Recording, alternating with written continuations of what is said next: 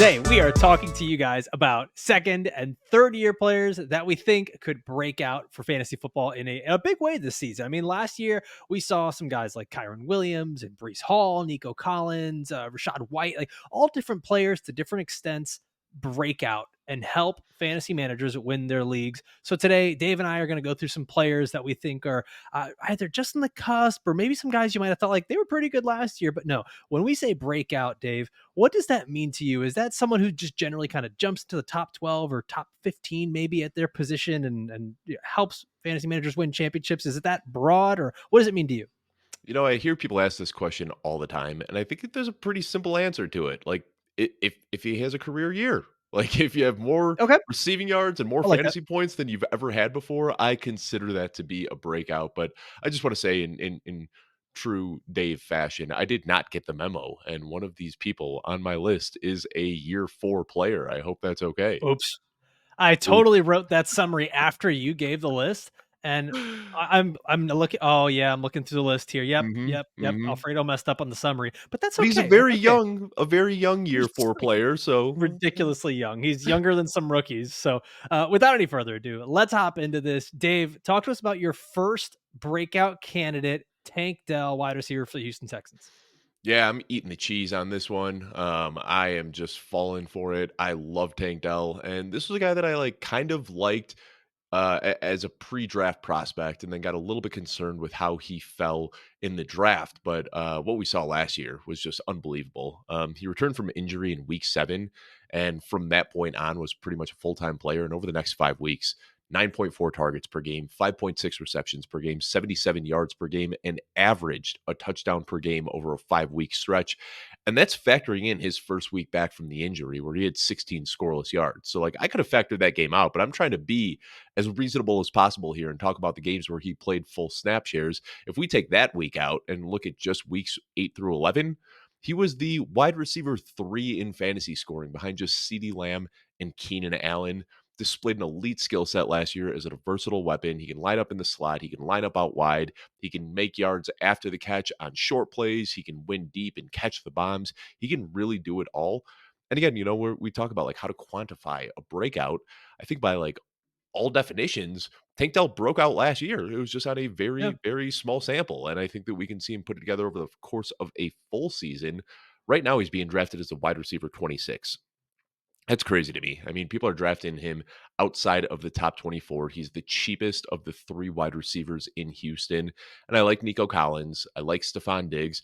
But I think it's so ambiguous right now. It wouldn't shock me at all if Tank Dell ends up being the wide receiver 1 in Houston next year. Yeah, I wouldn't be surprised with that at all. I love the price tag that he has, that wide receiver 26. That's gone up. Last week it was wide receiver 27. So maybe slowly but surely people are wising up. I'm not super worried about Stephon Diggs. I think we probably see Diggs line up in the slot a lot more than we think and have Tank Dell outside. Dave, there's a stat that we've been talking about with wide receivers, and it's one that I'm enamored with, which is that first downs per route run and Mhm. how it translates to fantasy success and predictability and yada, yada, yada. Right. Shout out Ryan Heath, fantasy points. Tank Dell was 14th in the NFL in first downs per route run. Mhm. Of the 13 players ahead of him, 11 of them finished as top 12 wide receivers in fantasy points per game last season. So if we're talking about something, a metric that has predictability that carries over to the next season, I get it. The situation's changed. There's Stephon Diggs there, but I absolutely love this call of Tank Dell. He's a guy that had you not wanted to talk about him, I would have absolutely had him on my list as well. All right. Well, I want to remind you guys, we have a ton of great ways to enjoy our show. Not only can you see all of Dave's written work over on footballguys.com and check out our rankings, but we've got our new YouTube channel here, youtube.com/@ don't forget the @ Football Guys Fantasy. So if you're listening to us on the podcast, you want to go see our beautiful shining faces, head over to the YouTube. That's youtube.com/@ Football Guys Fantasy. And if you're already watching us here on YouTube, give this a quick like, drop a comment down below. Maybe some of these players that you really think that are going to break out that we're talking about, or maybe someone that we missed that you're like, whoa, what about this guy? Let us know down in the comments below. Share this video with your friends and make sure you're subscribed to the channel and for the podcast. After you finish listening to this episode in its entirety, drop a review for us, 5 stars preferred, and just let us know what you like about the show, maybe something you'd like to see in the future.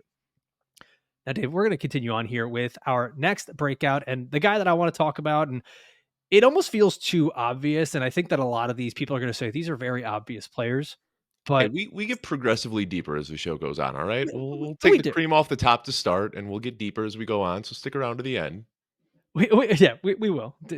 Deeper and cream and all that stuff. So yeah, you totally threw me off with that. I'm not gonna lie. I'm not gonna lie.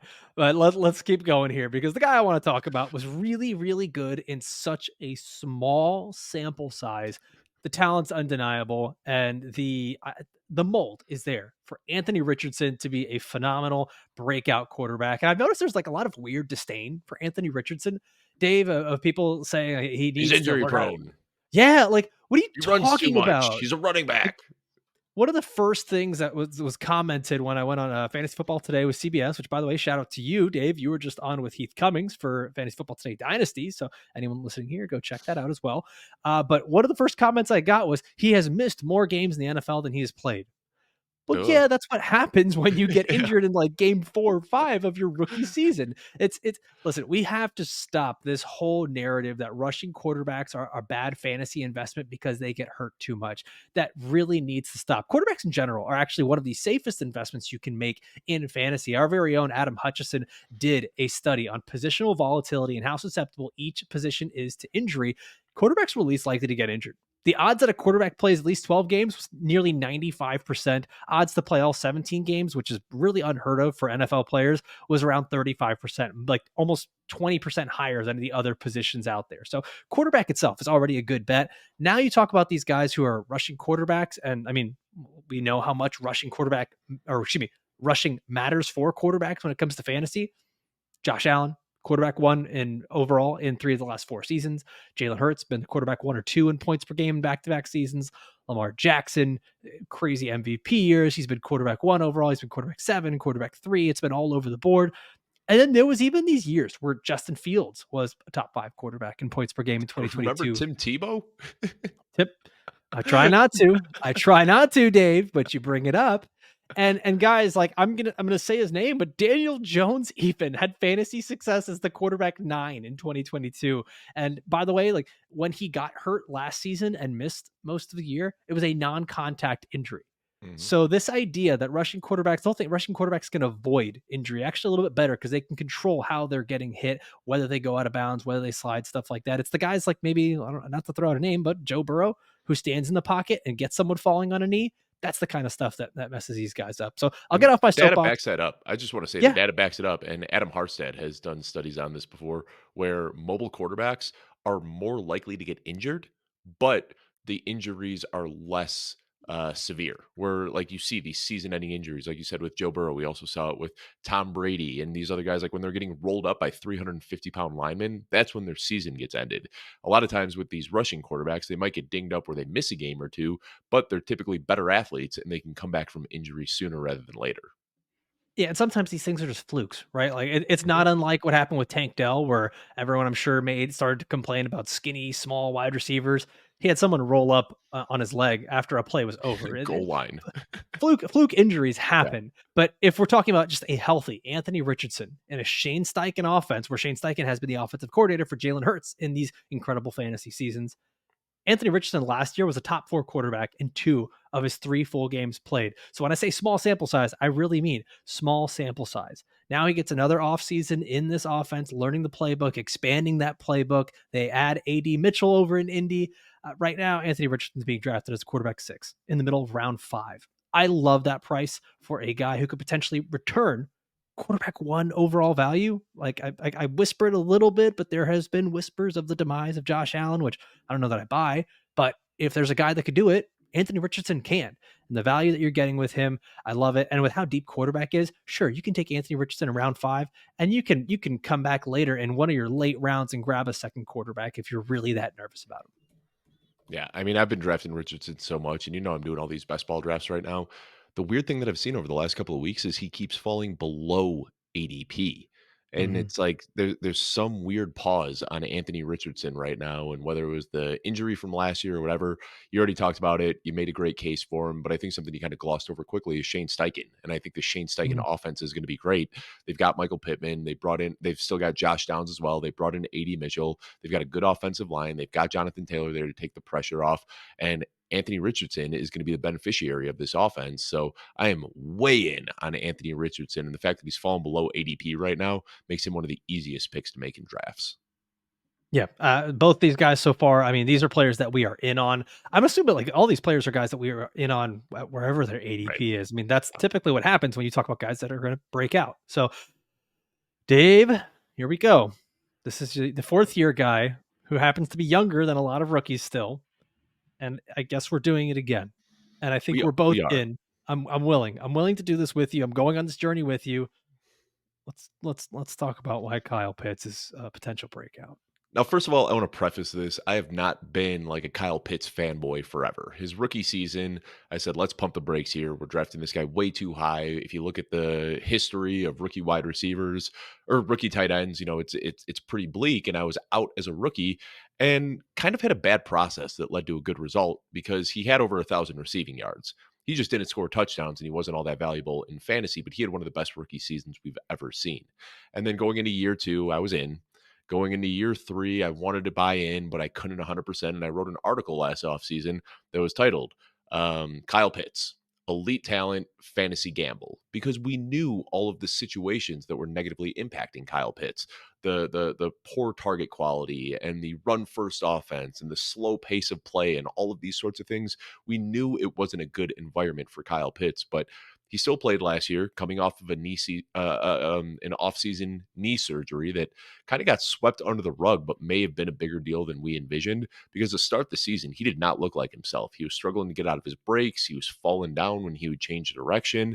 Despite playing through that injury, he led all tight ends in air yards team share, in average depth of target, in deep shots. I mean, this guy doesn't play a typical tight end role. He is getting deep downfield and getting very valuable targets fed to him. I was looking, and among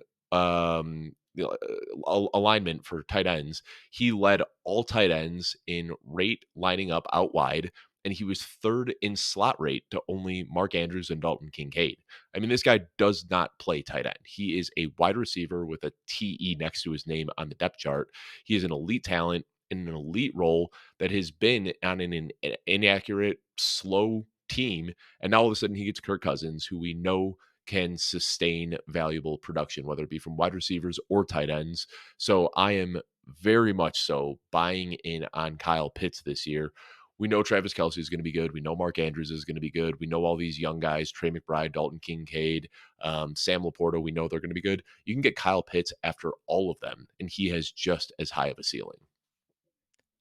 I think the problem, man, is that everyone's just getting scared. We've all been burned enough times. We've all Mhm. stepped on that rake enough times.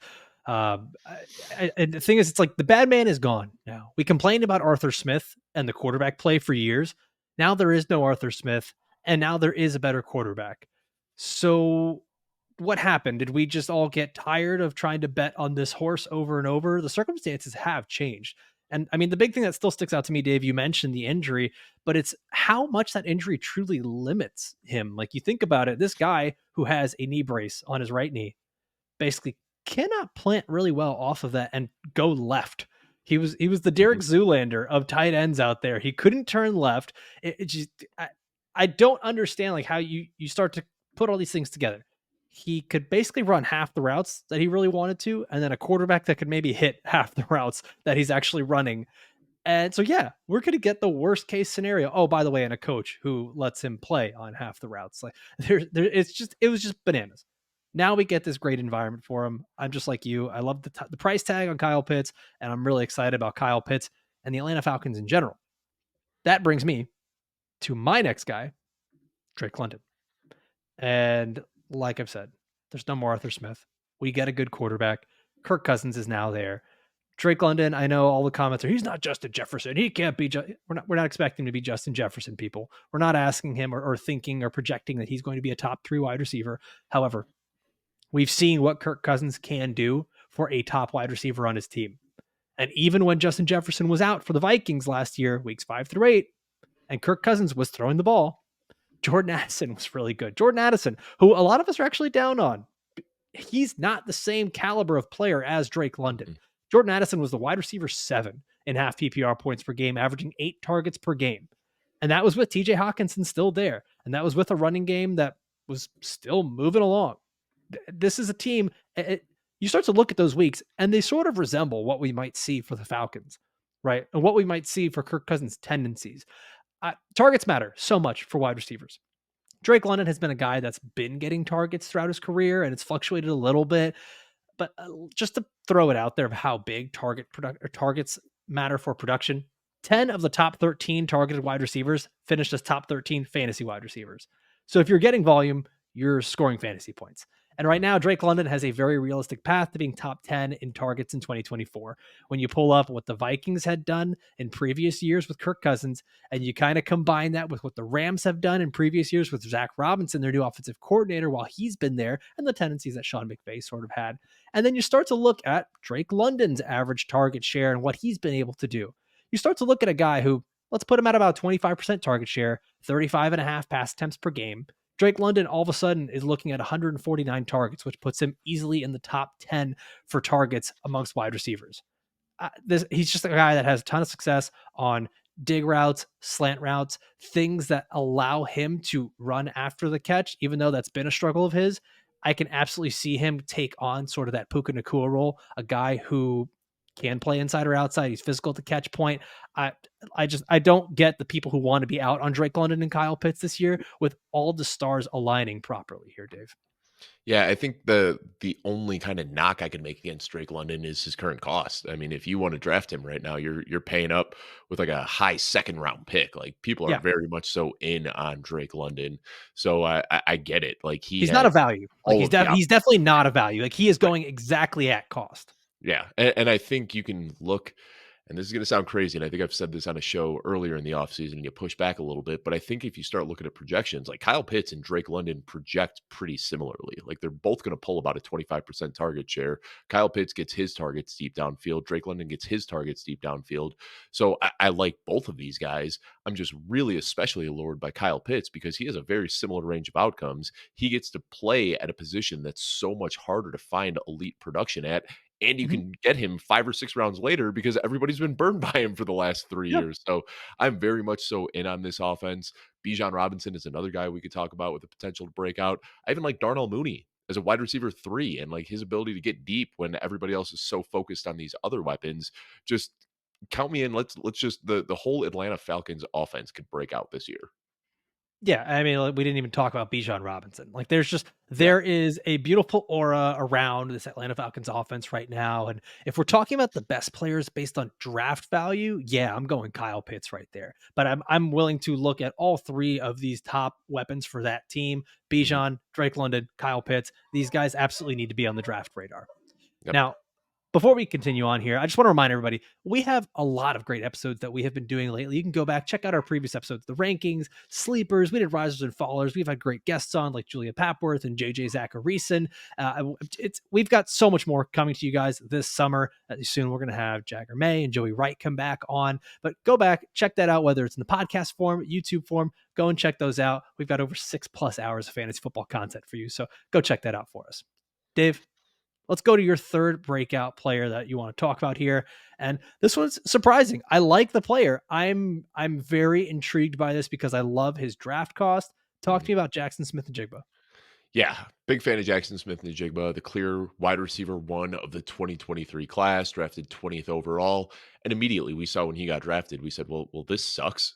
Tyler Lockett, DK Metcalf aren't going anywhere, and we kinda knew that long term that, like, Jaxon Smith-Njigba, his path to relevancy in 2023 was gonna be difficult, and it's still going to be difficult in 2024, but last year especially, like, he missed all of the preseason and all of camp with a wrist injury. When he came in, he didn't look like himself. But we're looking at an opportunity now where maybe Jaxon Smith-Njigba could carve out the role as the wide receiver too. Last year, Tyler Lockett had his worst season since 2017. He's 32 years old, and I know he's got a skill set that should be decent for his longevity, but he's there's no other way to spin it. He's coming off of a down year and he's not getting any younger. Now we're looking at Ryan Grubb, the new offensive coordinator for the Seahawks, should throw the ball a lot more, should also run a lot more three wide receiver sets, which should get Jaxon Smith-Njigba on the field a little bit more. JSN is talented. Had the cards stacked against him last year with the injury and with the target competition. There's no guarantee that he breaks out this year, but the path is there with a more up-tempo offense and with more passing opportunities. And if Tyler Lockett does end up taking that step backwards, we could see JSN finally break out into the player that we thought he could be after he was drafted last year. And there's a thing here too that's not even about Tyler Lockett taking a step back or even the more passing attempts.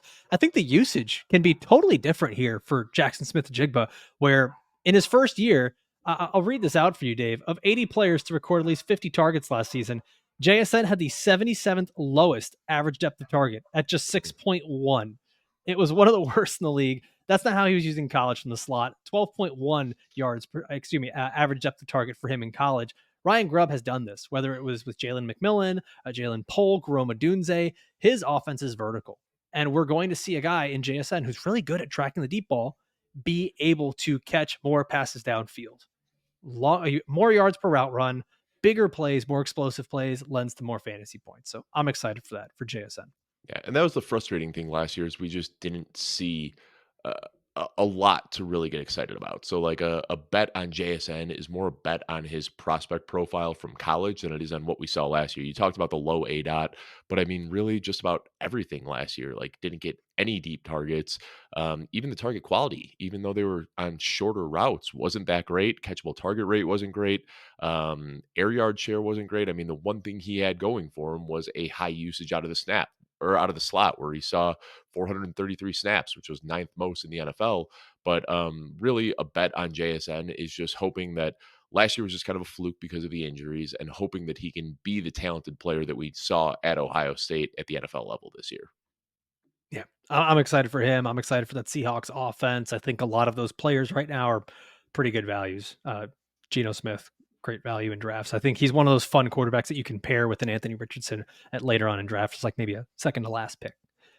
All right, I'm going to give you my third breakout player here, and it's one that you might actually say he already broke out, but I think there's room for more. There was a little meat left on the bone with Zay Flowers, wide receiver for the Baltimore Ravens.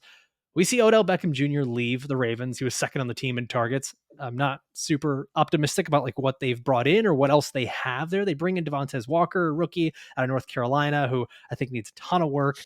They've got Nelson Aguilar still on the team, who, okay, he's not a bad, he's not a bad guy to fill a role there. The thing that sticks out to me most is the Ravens really putting a lot of their faith in Rashad Bateman. And I like Rashad Bateman. Do not get me wrong. I think he's a very talented player. It just hasn't happened for him. And so for me, what I think here we have is a very big opportunity for Zay Flowers to not only continue what he's been doing, but to expand on that role. And Dave, you've talked about it a bunch of times that in college, Zay Flowers was very successful in deep routes. He didn't run them that often. He had a really bad quarterback, but he was successful in that. Same thing happened as a rookie. And if you guys subscribe to Reception Perception with Matt Harmon, former football guy, go pay for it. It's fantastic. You're going to see it was the same thing. He was great on those deep routes, didn't get a whole lot of them. Lamar Jackson actually struggled quite a bit. It was pretty odd. Lamar Jackson, he actually attempted plenty of passes of 20 yards or more. The timing just wasn't there. He was 28th in the league in adjusted completion percentage on throws of 20 yards or more. And then you start to look at the numbers as well for Zay Flowers, 45th in yards per route run, while OBJ was 9th, and then 82nd in average depth of target. This was a guy that they just wanted to use near the line of scrimmage, get him to use his yards after catch ability, get him on screens, get him on some quick passes, and see what he could do. Very similar to how the Chiefs used Rashee Rice. So now you have a rookie wide receiver, a quarterback, all learning a new system. That's going to be something of the past. They're going to be a lot more comfortable with that in this new season. They're going to be a bit more comfortable with each other. A lot of Flowers' success happened when defenses knew he was the primary target. That's likely going to happen again. Now, a lot of people have said Mark Andrews. He was out. That's the kind of ruins everything of what we saw last year from Zay Flowers. Well, the volume and the target share was kind of similar. Even with Isaiah Likely filling in at the tight end spot for Mark Andrews, all we saw was a slight increase from 6.5 targets to 7.1 targets, Dave. So we're talking about half a target difference for Zay Flowers here. 2% target share increase. we really didn't see a whole lot. So I'd argue Mark Andrews returning is going to be good for Zay Flowers, opens things up a bit more. Safeties have to back off a bit. And then the box is going to get a bit more stacked with Derrick Henry in there. So I think there's just a ton of opportunity for Zay Flowers there, a guy who beats zone. The NFL runs zone at a 73% rate. Man, Zay Flowers, I think it can just be as simple as good player, good offense, opportunity. Yeah, and I could argue that he broke out last year. I mean, Yeah. 850 plus yards as a rookie is pretty impressive. But the one thing I want to hit on is, you talked about how he was manufactured a lot of short touches, and that was certainly the case early in the year. But as the season progressed, he did start to see that role change a little bit. So I think that's really promising for him taking another step forward in year two. I mean, his last game of the season, his 8 out was over 20. Granted, it was just on 3 targets, but he had 3 targets for 106 yards. He had another game a couple of weeks before that where on 10 targets, he averaged an 8 out of 12.2 yards. So, I mean, we did see the role change a little bit. It didn't seem like he and Lamar were able to get on the same page early in the season on the long ball, but we saw that start to click later in the season. So if he can be that more versatile weapon where we already know he can take short passes and make plays after the catch, if he's also able to win deep as well, then they can just use him so much more creatively. And that's when we can see him break out for 12, 1,300 plus yards. Now you mentioned that we were going to get deeper, and then you said something about cream or whatever. I don't know, but this is the moment. This is the moment where we're going to get a little deeper with these not prospects, but players for fantasy football. What kind of success they could have. I loved this guy as a prospect. We haven't seen it happen yet in the NFL. He's going to be going into year two. Sometimes we see big breakouts for running backs. So talk to us about Kendre Miller, running back for the New Orleans Saints. And almost every big breakout that we saw last year from a running back was from a year two guy, like Zamir White, Ty Chandler. We can go on and on and on. Kyron Williams. These were all year two guys. And a lot of times we just see running backs struggle to get up to speed in year one. And the same argument I made for JSN, I can make for Kendre Miller. He got injured in the preseason, never really got up to NFL speed. And it's tough to do that in season when you're going through the weekly grind of playing games every single week, missing out on preseason and missing out in camp. That can really impact a rookie's outcome. And I think that's what happened to Kendre Miller. Like you said, you were a big fan of him as a prospect. So was I. And we really don't have a lot to go off of right now besides what he did in college. He's an athletic back. He's got 3 down size. He's got the ability to catch passes, which we did see in small flashes at the NFL level. He breaks tackles, which we also saw at the NFL level. We just didn't really see it all come together into a lot of productive games. But I'm willing to bet on a better season than last year, and he doesn't have to battle through injuries like he did last year. Kamara and Jamal Williams are both 29 years old right now. So it's tough to say like he's got a bunch of volume that we can project towards him, and that's what's going to cause him to break out. I just think he's a very talented player. I think he's better at this point in his career than Jamal Williams is. And I could see he and Alvin Kamara living up to that kind of thunder and lightning approach that we were expecting last year. One thing I really like about the New Orleans Saints and what gives me some optimism for their team this year is Klint Kubiak coming over as the offensive coordinator and coming in from San Francisco, Mhm. where they had a run heavy approach and they also had a play action heavy approach. So it's going to be important for New Orleans to establish the run if they actually want to utilize these play action tactics that they want from, for Klint Kubiak and to have any type of success. And so I do think that we are going to be seeing multiple running backs out there. I think we are going to be, like you said, Kendre Miller is better than Jamal Williams. And I don't think that's a secret. I don't think that's something that's really all that debatable. I I like this. I like this. And this is a guy that, I mean, he's not even in the same stratosphere in terms of ADP compared to all these other guys we're talking about. He's one that you can easily snatch in double He's digit free. rounds. Yeah, Yeah, he's free. He's yeah. free. It's free real estate. All right. I'm going to give you my fourth breakout here and the last veteran that we're going to be talking about. And this is one you're going to hear me keep talking about. I've already talked about him a couple of times, and I'm just going to keep pounding the table for Dalton Kincaid. The Bills no longer have Stephon Diggs or Gabe Davis. Those wide receivers were first and third, respectively, in targets on this team. Sure, they drafted Keon Coleman. I don't think he's a bad player. I do think there is going to be quite a bit of a learning curve. They have Khalil Shakir out there, who I adore. Khalil Shakir. He's not a wide receiver one for an NFL franchise. Curtis Samuel, bit more of a gadget guy, going to be playing in the slot a little bit, moving around, playing in the backfield. Dalton Kincaid actually has a legit shot here to not just be a really good tight end, but kind of essentially be the de facto wide receiver one for this team. he lined up out wide and in the slot more than pretty much any other tight end. He was near the tops in the league when it came to that mark. And then I know a lot of people love to say, "What about Dawson Knox, man? You're always forgetting about Dawson Knox." Okay, let me give you the 5-game sample size where Dawson Knox was playing. Okay, this is the final 5 games of the season with Dalton Kincaid. I keep almost mixing up Dawson and Dalton over and over and over. The absolute most Caucasian names possible. I can't do it, Dave. But okay, so with Dawson Knox and Dalton Kincaid, 5 games together, okay, Kincaid had a 17.8 target share, which tied George Kittle and TJ Hawkinson. Okay, he was in the top 8 in target share in terms of tight ends. He was right up there with these guys. He finished in the top 7 tight end in 2 of those 5 games. So we kind of see what happens that, okay, you have Stephon Diggs on the roster, you have Gabe Davis on the roster, and then you have him splitting time with Dawson Knox, and he was still able to finish the tight end 7 in multiple games and get a target share that was pretty comparable to George Kittle and TJ Hawkinson. Now we remove a lot of those targets. And now we give Dalton Kincaid another year in the league where he becomes his primary target. I absolutely love the potential for him. I understand that the price tag is getting a little bit higher. We've done this before. I think Sam Laporta is way overpriced, and I think Dalton Kincaid is a really good tight end.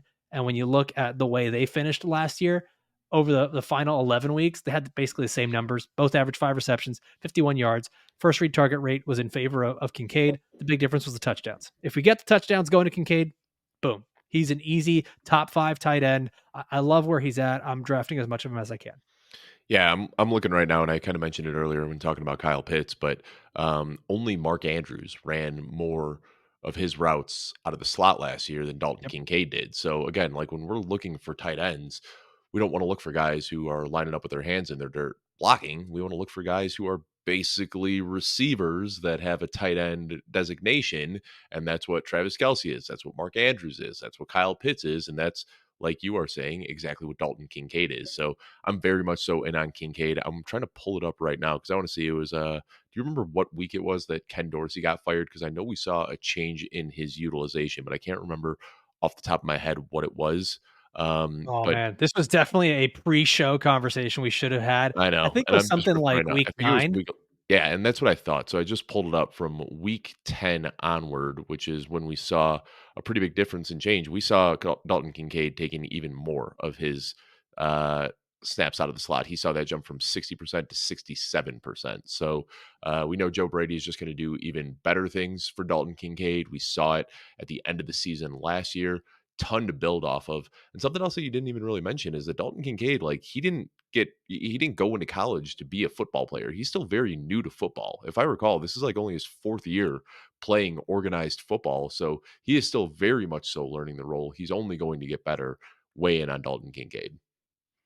Yeah, listen, every single one of these players has been guys that I am willing to draft. I like their price tags, and I mean the potential's through the roof on a lot of these guys. I think we make good cases for each of them.